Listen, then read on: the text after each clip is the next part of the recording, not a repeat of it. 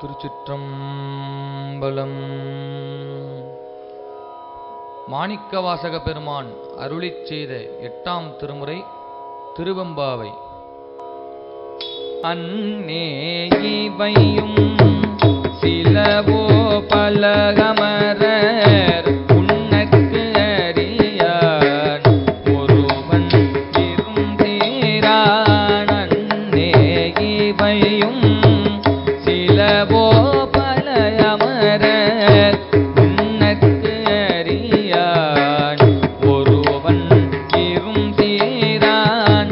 சின்னங்கள் கேட்ப சிவன் என்றே வாய் திறப்பாய் திண்ணாய முன்னம் தீசேர் மெழுகு உப்பாய்.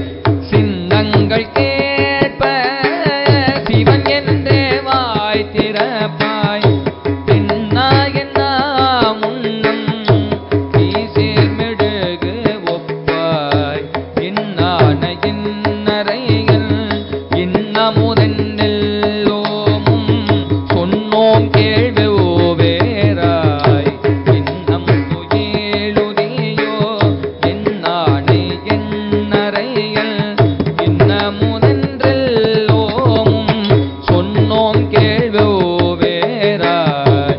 இன்னம் துயிலுதியோ பன்னெஞ்ச பேதையர் போல் வாழா கிடத்தியார் என்னே கோயிலில் பரிசேலோர் எம்பாவாய். பன்னெஞ்ச பேதையர் போல் வாழா கிடத்தியார் என்னே கோயிலில் பரிசேலோர் எம்பாவாய்.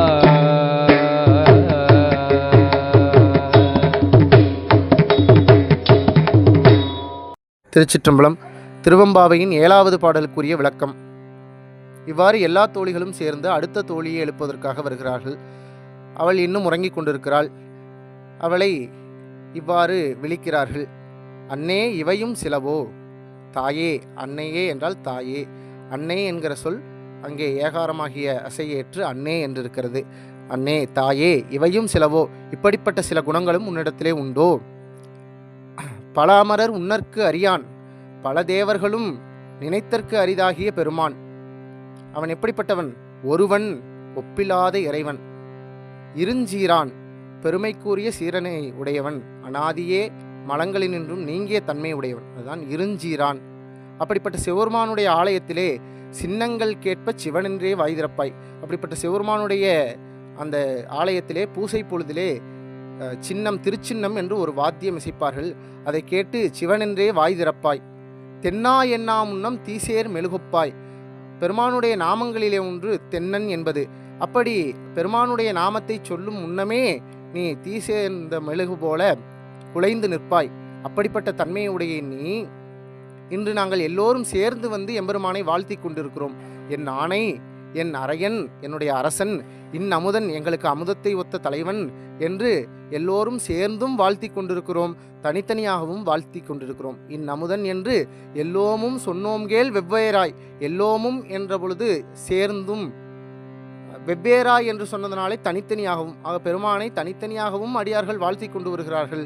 எல்லா பெண்ணடியார்களும் சேர்ந்தும் வாழ்த்தி கொண்டு வருகிறார்கள். அப்படி அந்த வாழ்த்தி கொண்டு வரக்கூடிய அந்த ஒளியை கேட்டும் நீ இன்னும் உறங்கிக் கொண்டிருக்கிறாய்.